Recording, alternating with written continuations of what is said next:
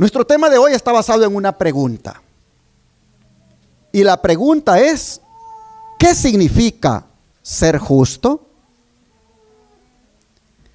¿Será importante saberlo? Sin duda que sí.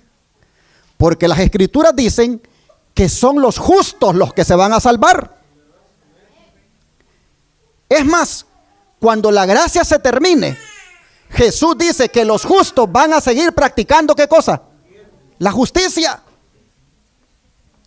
Así que este tema, hermanos, es de verdad presente.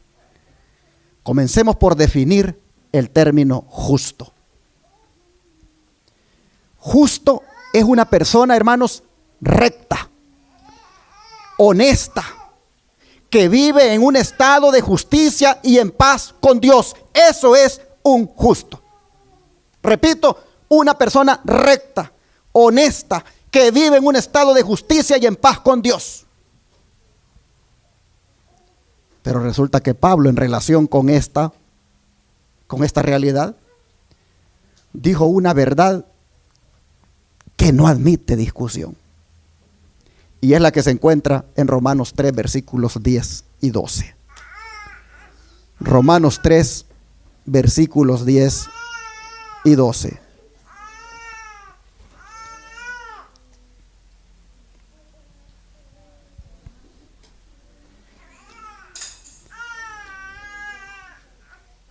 Como está escrito, no hay justo ni aún uno. No hay quien entienda. No hay quien busque a Dios. Todos se desviaron. A una se hicieron inútiles. No hay quien haga lo bueno. No hay ni siquiera uno. Oh, hermanos. Y cuando Pablo decía esto, él estaba citando el Salmo 14 del 1 al 3. Vamos para allá. El Salmo 14, versículo 1 al 3.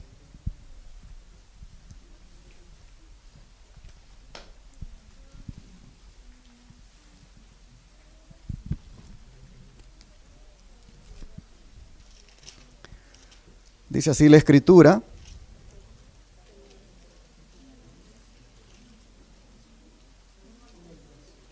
Salmo 14, versículos 1, 2 y 3.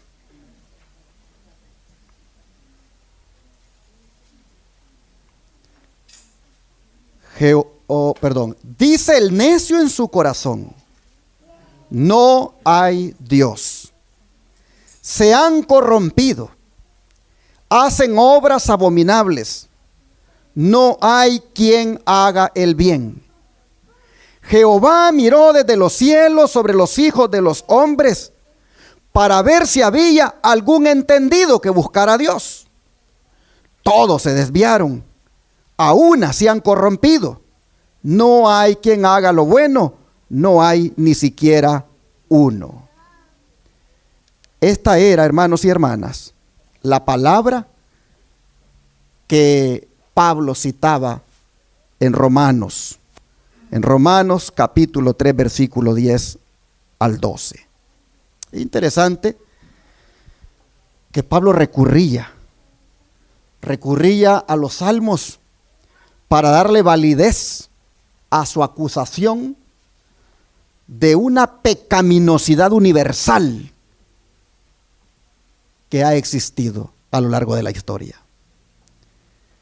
Esta comprobación bíblica, hermanos, destaca que aún el pueblo escogido tenía la necesidad de rectitud o de ser justo. No hay, según dice Pablo, en el pueblo escogido de sus días, es decir, el pueblo judío, no hay, dice, ninguno que posea una base de conducta justa que sea aceptable a los ojos de Dios. Pablo da a entender que si hubiese, aunque sea uno solo, pues ya se hubiera hallado. Pero no lo hay, porque todos, dice, han pecado. Y el pecado ha comenzado por la falta de entendimiento, pues dice que no hay ninguno que entienda. Y por lo tanto tampoco no hay nadie, dice, que busque a Dios, que quiera hacer la voluntad de Dios. Todos se han desviado, se han hecho inútiles. Es decir, sin provecho, inservibles, echados a perder. No hay quien haga lo bueno, ni siquiera uno, dice, remachando lo que ha mencionado en el verso 10.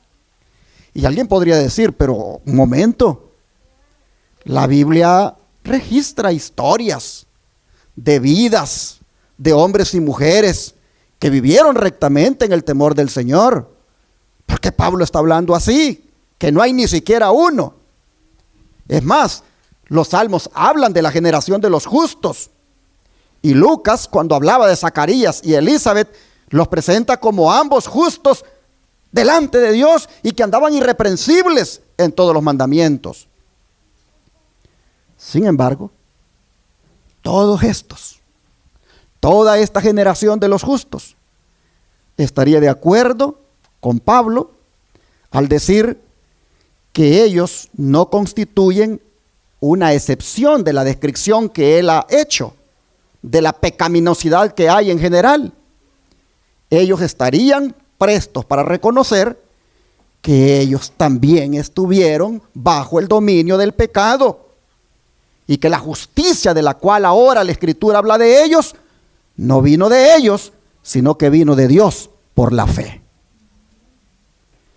Así que, hermanos y hermanas, esto que Pablo está diciendo es aplicable para nosotros también, porque todos nosotros hemos pecado. Y a menos que vengamos a Cristo, no tenemos ni un mínimo de justicia. Óigalo bien, ni un mínimo de justicia.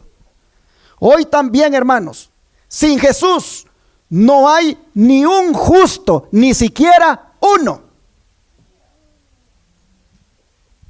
Pero esto es muy peligroso.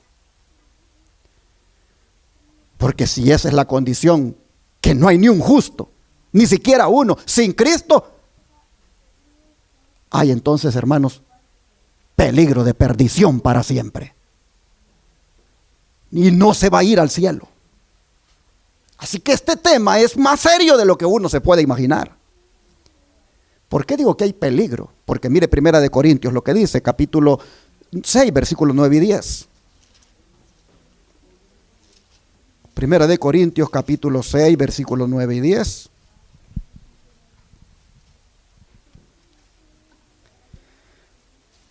¿No sabéis que los injustos no heredarán el reino de Dios? Estoy leyendo 1 Corintios capítulo 6, versículos 9 y 10. Leo nuevamente. ¿No sabéis que los injustos no heredarán el reino de Dios? No erréis, ni los fornicarios, ni los idólatras, ni los adúlteros, ni los afeminados, ni los que se echan con varones, ni los ladrones, ni los avaros, ni los borrachos, ni los maldicientes, ni los estafadores heredarán el reino de Dios. ¿Qué les parece? Los injustos, ¿qué va a pasar? Dice, no heredarán, ¿qué cosa? El reino de Dios. Por lo tanto, ningún cristiano, está diciendo Pablo en el contexto, debería de ir a los jueces que hacen injusticia, no debería de ir a los tribunales para llevar a otro hermano demandado allí, porque muchos de ellos hacen injusticias. Como tampoco, dice Pablo, debería un cristiano participar del catálogo de pecados que cometen los injustos y que ha sido aquí mencionado, como son la fornicación, que no es otra cosa que estar viviendo con una mujer o con un hombre sin casarse, o estar teniendo relaciones sexuales sin haberse casado. La idolatría, que es el estar adorando ídolos y celebrándole la fiesta a uno y a otro y y es una idolatría de todo el año. Como tampoco el homosexualismo en las dos expresiones que son presentadas aquí, los afeminados y los que se echan con varones. Algo que está de moda ahora y que los gobiernos están haciendo leyes para eso, hacerlo legal y oficial, y que las iglesias entraron en esa porquería al avalar también esos matrimonios entre personas del mismo sexo. Oh, hermanos, es una apostasía generalizada la que hay en este asunto del homosexualismo. Como también los ladrones, dice, los avaros, los borrachos, los maldicientes y los estafadores. Todos estos, dice, estos que practican este tipo de pecados, que son injustos, dice, no heredarán el reino de Dios. Maldicientes. Yo no sé si usted ya su vocabulario, ya el Señor se lo regeneró y ya no salen de ahí, ¿verdad? Palabras que son de maldición, porque tiene que cuidarse de eso, porque está presentado acá como la lista de los injustos que no van a heredar el reino de Dios. Así que, hermanos, puede decirse con toda propiedad, con esto que hemos leído, que un injusto no es un súbdito idóneo para el reino de Dios.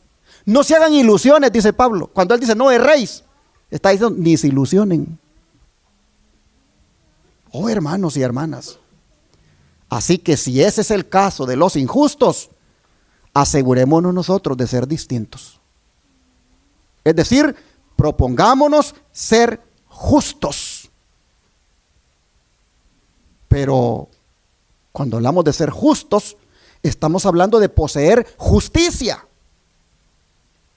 Pero no cualquier justicia, sino la que Cristo demanda. Vean Mateo 5:20, la justicia que el Señor demanda.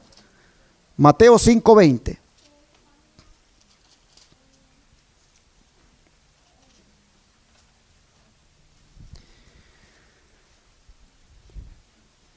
Porque os digo que si vuestra justicia no fuere mayor que la de los escribas y fariseos, no entraréis en el reino de los cielos. Así que, ¿qué se necesita para entrar al reino de los cielos, hermanos? ¿Qué se necesita según ese versículo? Pero una justicia mayor. ¿Que la de quién? Que la de los fariseos. Oiga, pero si los fariseos estos se jactaban de ser irreprensibles. Y el Señor dice, pues una justicia mayor que la de esa gente es la que ustedes tienen que tener. Se lo está diciendo a los discípulos. Y cuando él hablaba de una justicia mayor que la de los fariseos, era la que los discípulos debían tener para poder entrar al reino de los cielos, ¿de qué estaba hablando él? ¿De qué clase de justicia estaba hablando? No, hermanos. Estaba hablando de la ley de Dios. Miren el verso 7, vean el contexto. Dice el verso 7.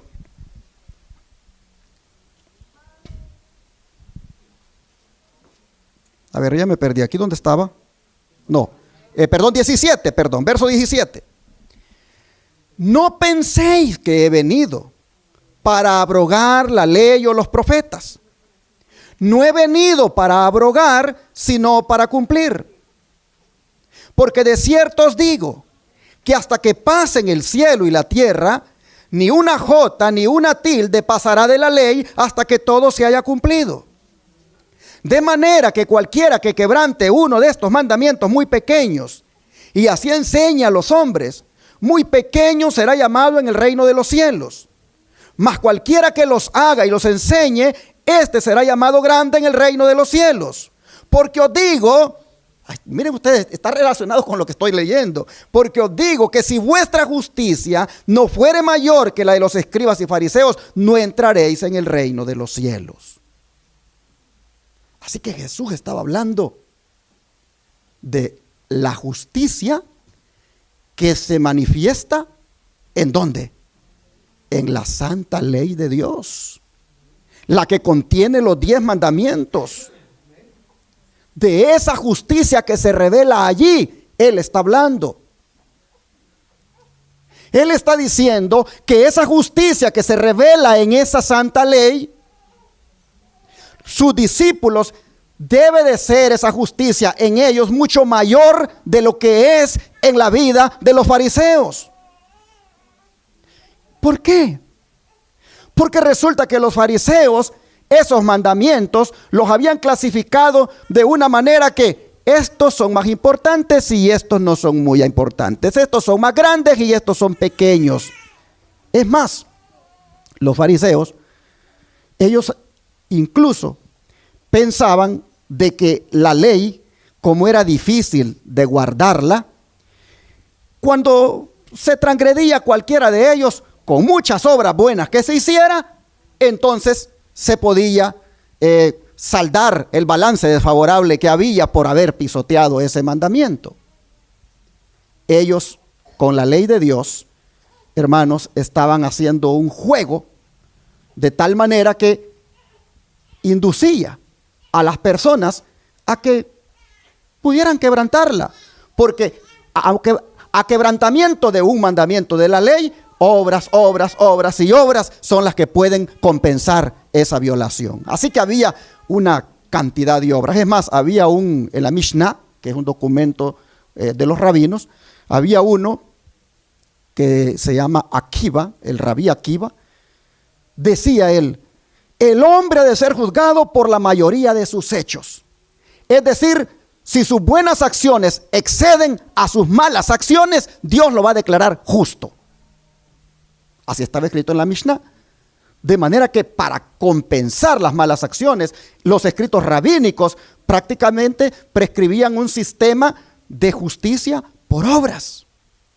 Las personas solo podían ganar suficientes méritos con las obras y de esa manera quedaba anulada sus desobediencias que hacían a la ley de Dios. Era un sistema legalista el que ellos promovían.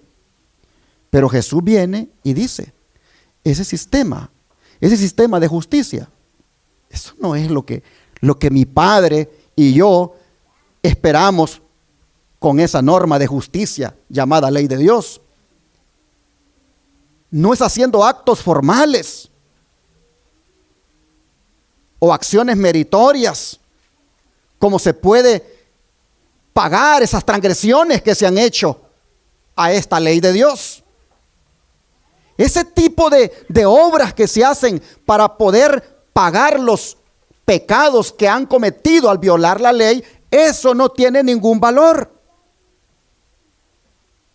Es más, dice el Señor, les voy a dar una demostración de lo que quiero decir con esto, que la justicia de ustedes tiene que ser mayor. Y miren entonces el verso 21. Oísteis que fue dicho a los antiguos: no matarás. Y cualquiera que matare será culpable de juicio.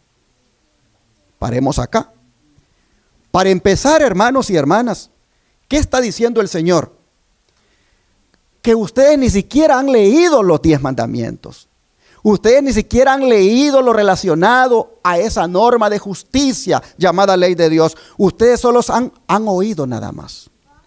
Oísteis que fue dicho a los antiguos: no matarás. Ustedes no lo han leído, solo lo han oído de ellos, de los fariseos.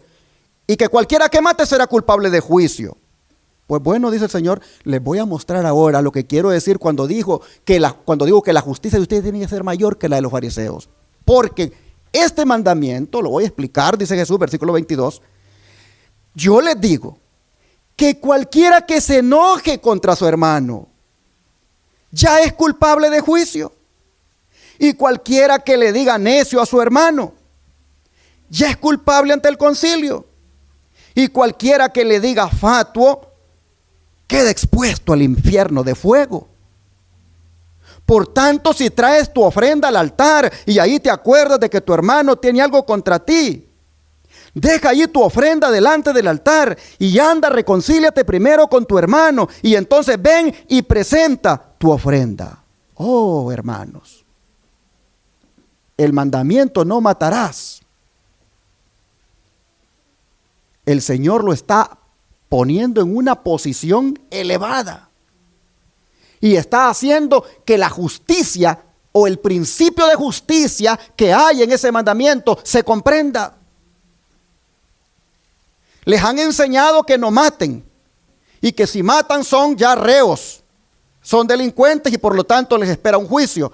Pues yo les voy a decir, dice el Señor, que con solo que se enojen contra alguien, ya ustedes quebrantaron el mandamiento de no matar.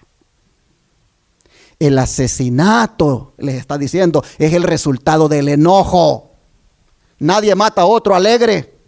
Nadie mata a otro con un espíritu contento. Lo hace diabólicamente, lo hace con una ira, lo hace porque el enojo lo llevó a hacer ese asesinato.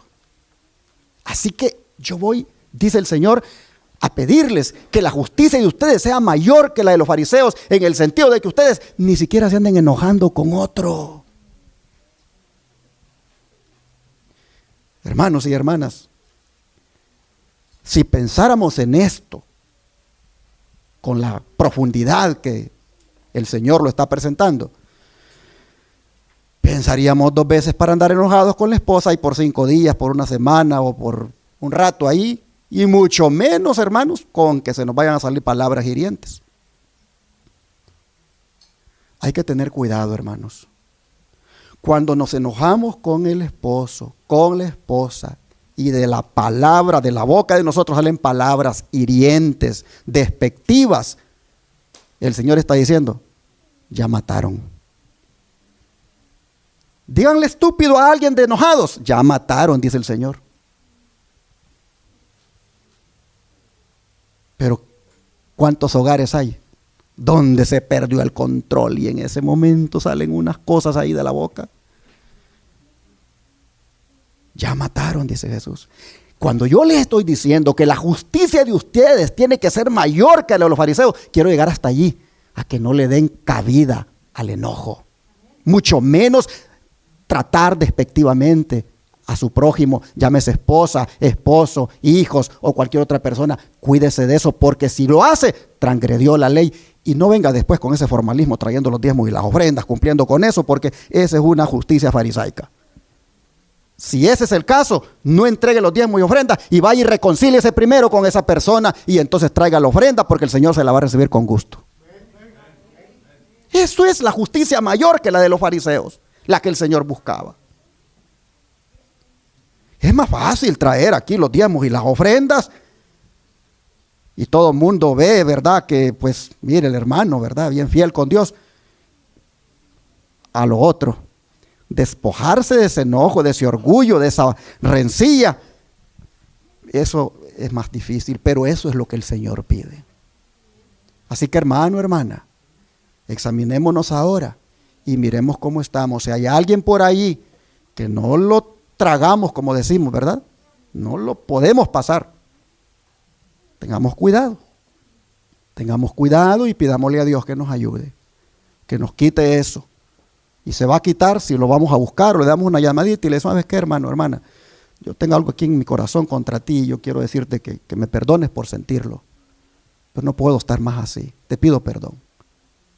Y va a ver usted qué paz va a sentir. Y el mandamiento no matarás, usted ya no será culpable de estarlo transgrediendo. Así que aquí el Señor está hablando de lo que quiso decir con una justicia mayor que la de los fariseos. Pero miren este otro mandamiento, versículo 27. Oísteis que fue dicho, no cometerás adulterio. Pero yo os digo que cualquiera que mire a una mujer para codiciarla, ya adulteró con ella en su corazón. Por tanto, si tu ojo derecho te es ocasión de caer, sácalo y échalo de ti, pues mejor te es que se pierda uno de tus miembros y no que todo tu cuerpo sea echado al infierno. Y si tu mano derecha te es ocasión de caer, córtala y échala de ti, pues mejor te es que se pierda uno de tus miembros y no que todo tu cuerpo sea echado al infierno. Los fariseos, ellos su matrimonio lo basaban en Deuteronomio 24. Pero Jesús les está diciendo El matrimonio no se basa en Deuteronomio 24. El matrimonio se basa en Génesis. El matrimonio que vale y que Dios aprueba es el matrimonio que se hace de acuerdo al principio que Dios estableció en el Edén. Pero los fariseos no, ellos no iban al Edén cuando se trataba del matrimonio. Iban allá de Deuteronomio y allí leían lo que por tolerancia Moisés les había permitido, que dieran carta de divorcio, y ahí se andaban divorciando a cada rato por cualquier cosa. Y entonces decían ellos, pues adulterio. Adulterio es porque o me fue infiel y por eso me voy a divorciar. Oh, hermanos, Jesús les dijo, si adúlteros son ustedes con solo mirar con deseos, con solo codiciar a una mujer. Si ustedes quieren cumplir el 7º mandamiento, tienen que cumplir también el 10º. En el 10º yo enseño que no hay que codiciar la mujer de tu prójimo. Y si tú quieres respetar el 7º de no cometer adulterio, respeta el 10º. ¿Y cómo se respeta el 7º y cómo se respeta el 10º? Teniendo cuidado con el nervio óptico. Porque por el nervio óptico, allí te mete el adulterio el diablo. Miras a una mujer por segunda vez, la primera no se puede evitar, pero le echas otra mirada, ya. Dice el diablo, por el nervio óptico. Ahí por esa avenida del alma, ahí le estoy metiendo el adulterio. Estás en el teléfono leyendo, mirando algo y de repente algo de pornografía. Ahí aparece, tú le das rápido. Pero si te quedaste y lo abriste, te metió el adulterio, el diablo, por los ojos, ahí en el teléfono. Y Jesús dice, pero ese tipo de adulterio, ese no es pecado.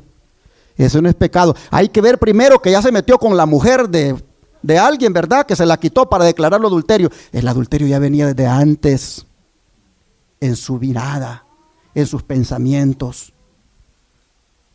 Ese es el tipo de justicia, dice Jesús, que yo quiero que sea mayor que la de los fariseos, donde el adulterio no lo basan en Deuteronomio, sino que lo basan desde cuando empiezan a mirar con malicia, con codicia.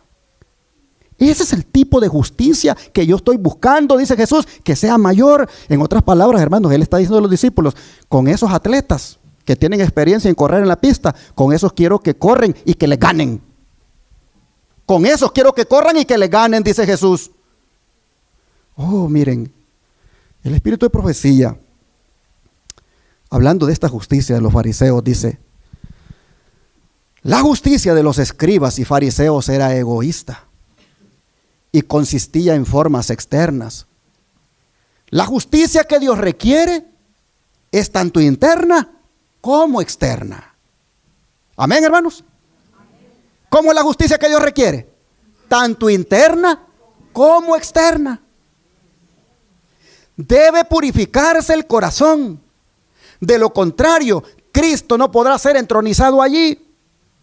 La vida debe conformarse con la voluntad de Dios.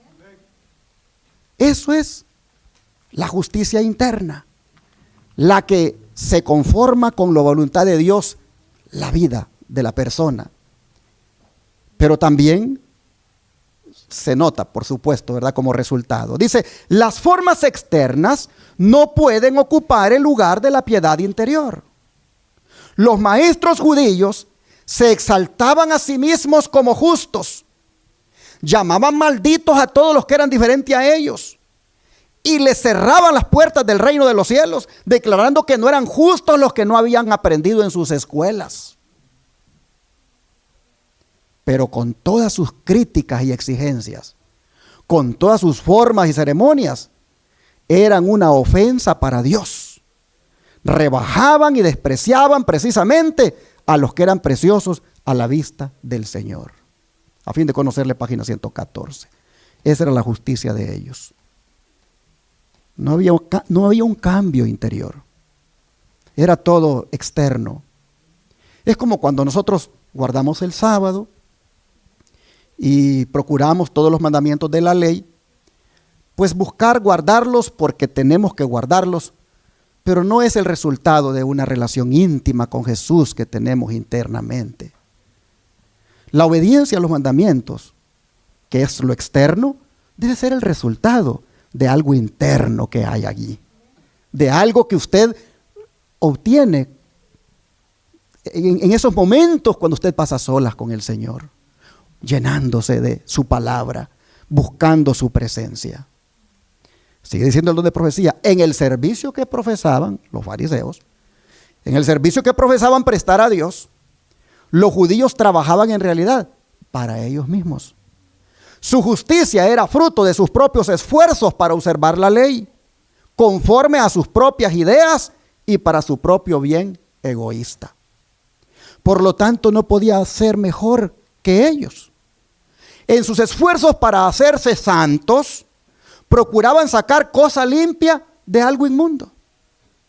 La ley de Dios es tan santa como Él y tan perfecta como Él.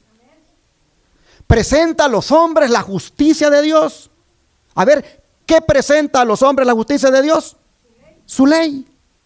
Es imposible que los seres humanos, por sus propias fuerzas, observen esta ley, porque la naturaleza del hombre es depravada, deforme y enteramente distinta del carácter de Dios.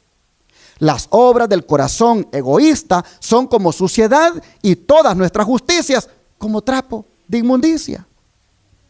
Aunque la ley es santa, dicen los judíos, no podían alcanzar la justicia por sus propios esfuerzos para guardarla.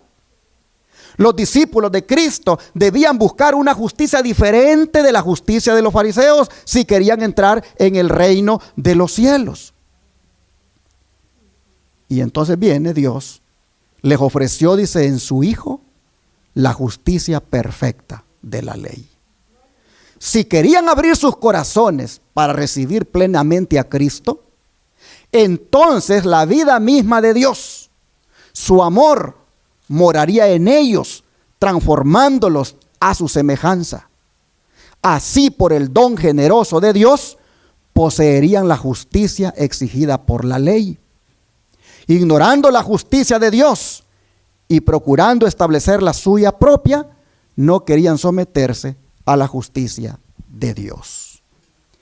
Discurso maestro de Jesucristo. Así que, hermanos, de acuerdo a estas declaraciones, el que tiene a Cristo, tiene la ley de Dios. El que tiene a Cristo, tiene el carácter de Cristo. Tiene la justicia de Cristo que se manifiesta en la ley de Dios. ¿Quién proclamó los mandamientos en el monte Sinaí? Cristo. Cristo la proclamó. El que tiene a Cristo debe tener la ley de Dios en su corazón. Pero hay millones de cristianos que dicen tener a Cristo, pero no tienen su ley. No tienen su justicia que se manifiesta en esa ley. Y los salmistas lo tuvieron bien claro, esto que les digo. Miren el Salmo 119, versículo 172. ¿Cómo decía aquí el salmista? Salmo 119, versículo 172.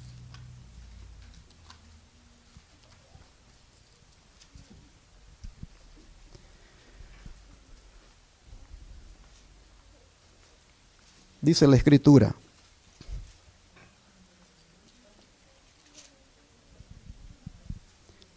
hablará mi lengua tus dichos, porque todos tus mandamientos, ¿qué cosas son? Justicia. El salmista sabía y entendía que todos los mandamientos de la ley de Dios son ¿qué cosa? Justicia. Hermanos, los mandamientos no solo son justos, sino que son la esencia misma de la justicia. Pablo decía, la ley es santa y el mandamiento santo, justo y ¿qué? Y bueno. ¿Por qué? ¿Por qué el mandamiento es santo, justo y bueno? Porque es un reflejo del carácter de Dios. La ley es una transcripción del carácter santo y justo de Dios. Así que debiéramos amoldar nuestra vida de acuerdo a las instrucciones de la ley de Dios. ¿Quieres la justicia de Cristo? En la ley de Dios se revela su justicia. Hay dos expresiones, hermanos, de la justicia de Dios. Una es su ley y otra es su misericordia. En ambas se expresa la justicia de Dios. En su ley está la norma, está lo que Él demanda, y en su misericordia está el plan de salvación con el cual alcanza al pecador, y en ese plan de salvación ha pagado todas las injusticias del pecador por puro amor, por pura misericordia. Así que esas dos expresiones tienen que ir juntas. ¿Sabe cuál es el problema ahora? Que solo se quiere destacar una. Solo la misericordia. Y millones de iglesias hay destacando una parte de la justicia de Dios, su misericordia, la que se revela en su misericordia, pero la que se revela en su ley, esa no la están destacando. Más bien están induciendo a las personas a que pisoteen esa ley. Dice el don de profecía: tener justicia es hacer lo justo. Entraña, obedecer a la ley de Dios. Pues en dicha ley se hallan los principios de la justicia. ¿Dónde se hallan los principios de la justicia? En la ley. La Biblia dice: todos tus mandamientos son justicia. Lo acabamos de leer. Con su ejemplo, dice, Cristo enseñó a los hombres a obedecer aquella ley. En su vida se revela la justicia de la ley. ¿En la vida de quién se revela la justicia de la ley? En la vida de Cristo. Tenemos hambre y sed de justicia cuando deseamos conformar todos nuestros pensamientos, palabras y actos con los de Cristo. Porque toda la vida de Cristo giró en torno a la ley. Pero lamentablemente esto no se enseña en los púlpitos de hoy. Solo se promueve la gracia. Pero una gracia que se ocupa como excusa para andar en el libertinaje. Y ya lo había mencionado el apóstol Judas, eso en su carta. Vamos allá a la carta de Judas, versículo 4. Judas, versículo 4.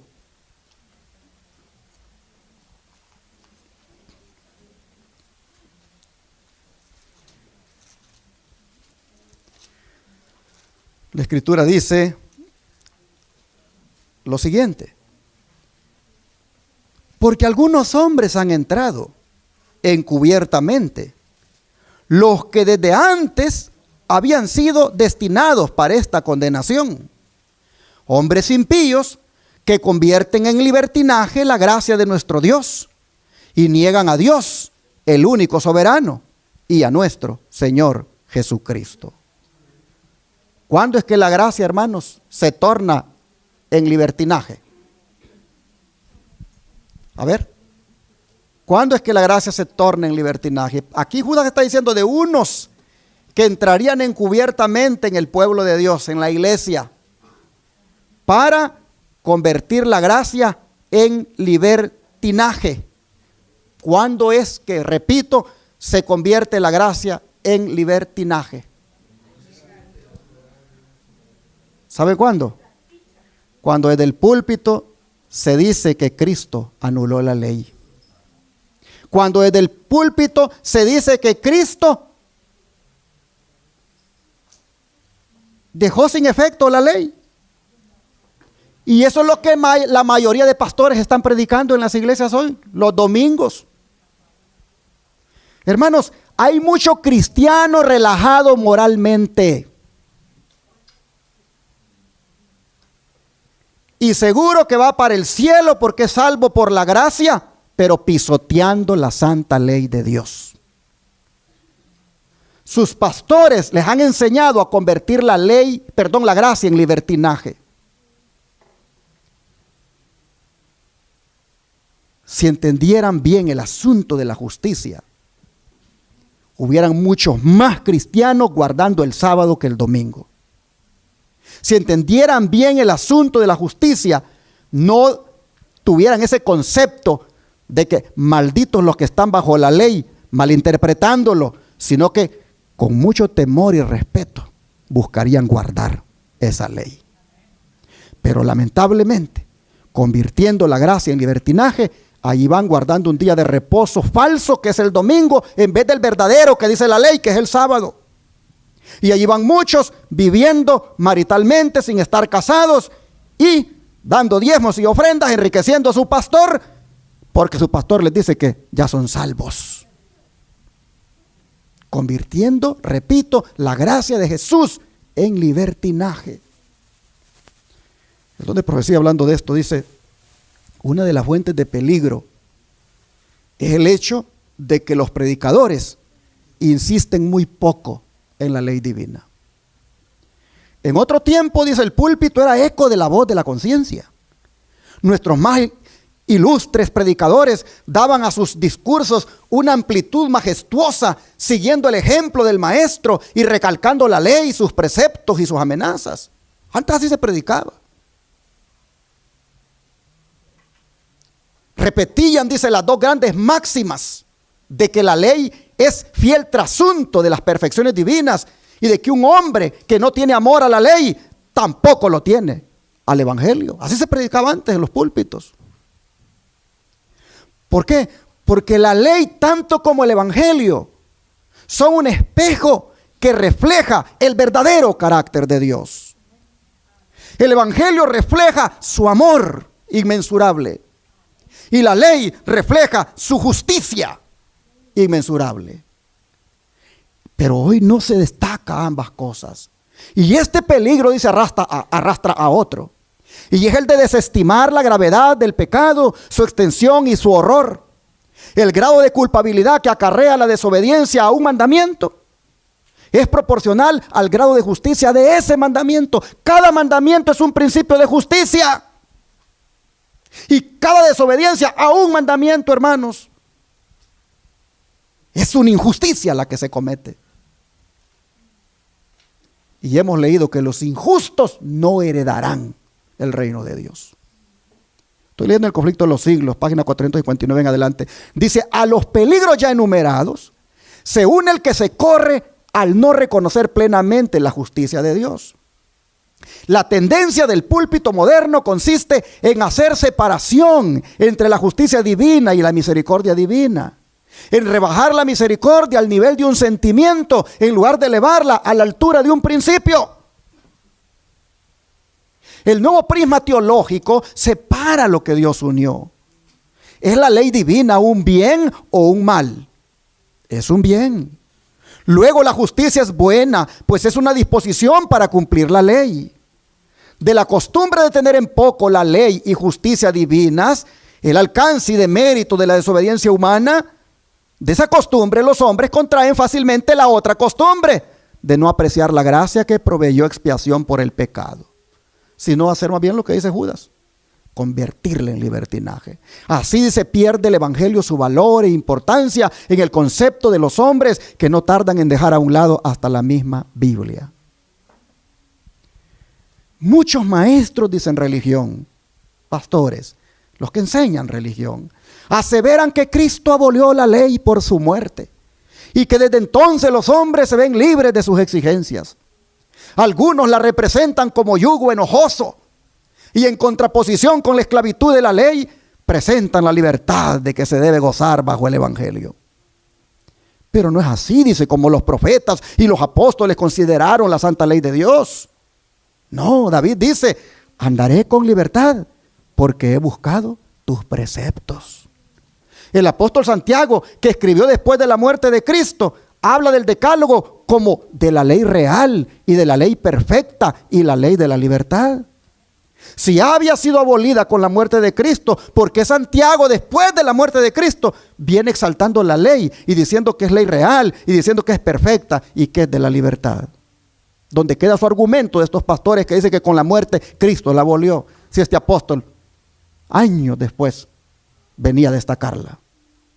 Y el vidente de Patmos, imagínense ustedes, 100 años después, el vidente de Patmos, o sea, Juan, medio siglo después de la crucifixión, 50 años, dice: pronuncia una bendición sobre los que guardan sus mandamientos, para que su potencia sea en el árbol de la vida y que entren por las puertas en la ciudad. Si realmente estaba abolida la ley con la muerte de Cristo, ¿por qué 50 años después de la crucifixión del Señor, Juan en la isla de Patmos dice, son bendecidos, son bienaventurados los que guardan los mandamientos? El aserto de que Cristo, dice, abolió con su muerte la ley de su Padre, no tiene fundamento. Si hubiese sido posible cambiar la ley o abolirla, entonces Cristo no habría tenido por qué morir para salvar al hombre de la penalidad del pecado. La muerte de Cristo, lejos de abolir la ley, prueba que ella es, ¿qué cosa? Inmutable, que no ha cambiado. El Hijo de Dios, dice, vino para engrandecer la ley y hacerla honorable. Él dijo, no penséis que vine a invalidar la ley. Hasta que pasen el cielo y la tierra, ni siquiera una jota ni una tilde pasará de la ley. ¿Por qué dice eso? Porque la jota en el alfabeto hebreo era la letra más chiquitita. Y la tilde era un medio puntito allí. Pues ni eso, ni la jota ni la tilde pasará de la ley hasta que todo se haya cumplido. Yo no vine a cambiar la ley, yo la proclamé en el Sinaí como principios eternos. Y con respecto a sí mismo dice, me complazco en hacer tu voluntad, oh Dios mío, y tu ley está en medio ¿de dónde? De mi corazón, dice el Salmo 48. La ley de Dios por su naturaleza misma es inmutable, es decir, no cambia. Es una revelación de la voluntad y del carácter de su autor. Dios es amor y su ley, ¿qué cosa es? Amor. Sus dos grandes principios son el amor a Dios y al hombre. El amor, pues, es el cumplimiento de la ley, dice Pablo en Romanos 13:10. El carácter de Dios es justicia y verdad. Y tal es la naturaleza de su ley, dice el salmista, porque tus leyes, dice, son la verdad y todos tus mandamientos son justos. Salmo 119, 142 y 172. Y el apóstol Pablo dice, la ley es santa y el mandamiento santo y justo y bueno, en Romanos 7:12. Semejante ley, dice, expresión del pensamiento y de la voluntad de Dios, debe ser tan duradera como su autor. Amable hermano pentecostal que estás mirando la televisión, esto no te lo va a decir tu pastor los domingos en la iglesia. No te lo va a decir. La iglesia que destaca estas verdades es la iglesia de Apocalipsis 12:17. Es la iglesia que guarda los mandamientos de Dios y tiene el testimonio de Jesucristo, de la cual por la gracia del Señor somos miembros. Hermanos, esta es la verdad. En esto se revela la justicia. Pero resulta que el tema es profundo, el tema es amplio y no solo se revela ahí. Recuerden, la justicia tiene dos expresiones. La justicia divina tiene dos expresiones. Una es la ley de Dios y la otra es su misericordia. Pero para eso tienen ustedes que oírme otra hora más. Así que voy a ser también misericordioso con ustedes y voy a dejar este tema en capítulo, porque tendría que hablarles ahora del manto de justicia. Porque así como en la ley se revela la justicia, también se revela en unas vestiduras que el Señor confeccionó para cada uno de ustedes. En una vestidura que el Señor confeccionó para que usted se la ponga. Y esa es el manto de la justicia de Cristo. Como digo, y yo le decía a mi esposa, me siento, le digo yo, ¿cómo un tema tan profundo lo puedo tratar en una hora? Pero hermanos y hermanas, será en otro momento que lo retome, pero solo les quiero decir que Cristo también es nuestra justicia. Y en la medida en que aceptamos a Jesucristo y en la medida en que Él vive en nosotros, tenemos su justicia. Y a través de Él podemos guardar la ley, que también es su justicia. Así que solo voy a terminar. Mire cuánto faltaba, hermanos. Solo voy a terminar con un versículo. Y es 2 de Corintios 5:21. 2 Corintios 5:21.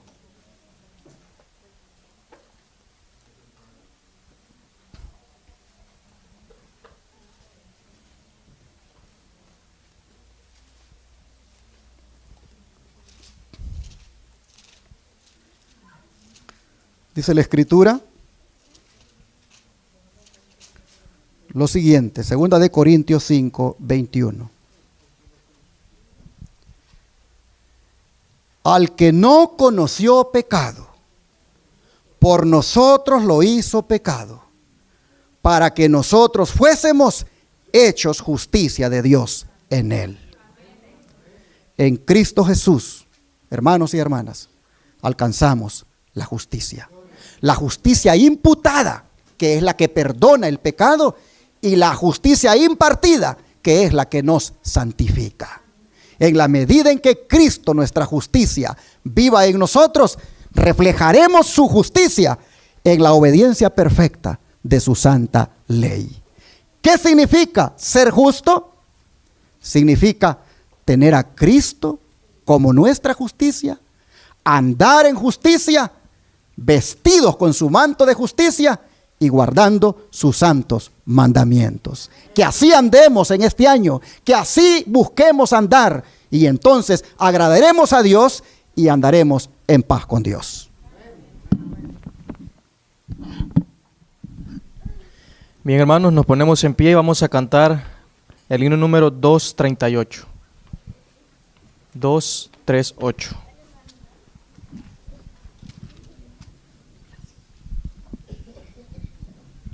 Himno número 238.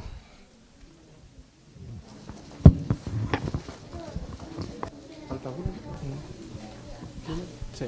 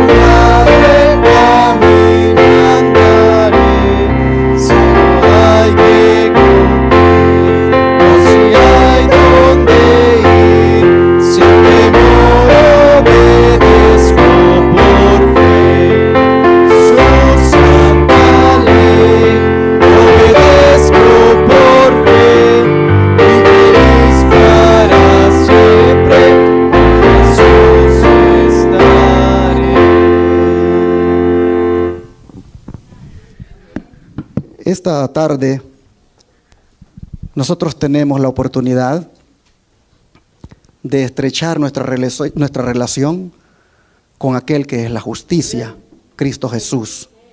Hoy conmemoraremos la cena del Señor. ¿A qué hora la anunció, hermano Gaudencio? A las 3. Bueno, vamos a hacer el bautismo. La hermanita que ha venido desde allá de Nuevo México, ella es de la Iglesia del Aire, la hermanita María Peinado, vino desde allá porque quiere ser bautizada hoy. Así que, hermana María, la vamos a bautizar después de la comida. Nos venimos para acá. A eso de las 2:30 creo que podríamos estar haciendo el bautismo para que a las 3 pasemos a lo que es la cena del Señor. Quisiera, hermanos, animarles a que participen de la cena del Señor, a que se pongan a cuentas con Dios, a que comiencen el año en paz con Dios. Si han ustedes violado los 10 mandamientos, si han ustedes pisoteado la justicia de Dios que se revela en su ley y no les ha importado tal vez en su dureza de corazón lo que Cristo nuestra justicia ha hecho, yo creo que es un buen día hoy para reconciliarnos con el Señor, ponernos a cuentas. Es más, la vez pasada dije que si había alguien que se quería bautizar en el próximo bautismo, que lo podía hacer, puede hoy también bautizarse y comenzar el año bien, comenzar el año bautizado, bautizada, en una relación con Dios distinta a como la trajo el año pasado. Así que esté listo ahora para el bautismo y hágalo saber si desea ser rebautizado, si quiere renovar su pacto con Dios, o bautizado por primera vez. Hoy es el momento, o este día es el día para hacerlo. Pero la cena del Señor a las 3 no se la pierda y reciba la bendición que Dios le quiere dar a través de esa conmemoración. Vamos a orar para agradecer a Dios por su palabra.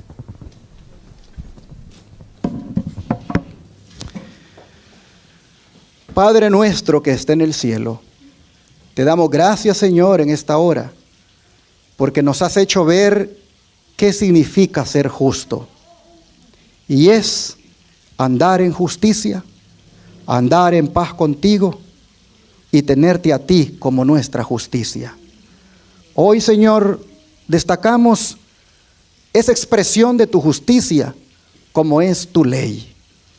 Cómo tú esperas en relación con esa ley que nuestra justicia sea mayor que la de los fariseos. Cómo tú quieres que los principios de justicia que hay en cada mandamiento los apliquemos a la vida de una manera que vivamos conforme a ellos. Oh Dios, en esta hora te rogamos que nos ayudes para que en este año nosotros nos propongamos vivir justamente, vivir en justicia, ser de la generación de los justos. Ayúdanos, Señor, a practicar la justicia, a vivir de tal manera que reflejemos tu justicia en nuestra vida. Ayúdanos, Padre, para que tu justicia se haga ver en nuestra manera de vivir. Padre, te agradecemos, porque en ti nosotros vemos el reflejo de esa justicia, porque tú fuiste muy fiel en guardar perfectamente tu santa ley. De manera que te pedimos que podamos imitarte, que podamos tomarte a ti como el modelo, y mirándote a ti, cómo guardaste la norma de justicia, así también la guardemos nosotros siguiendo tu ejemplo. Te agradecemos por tu palabra, lo suplicamos en el nombre de Jesús. Amén.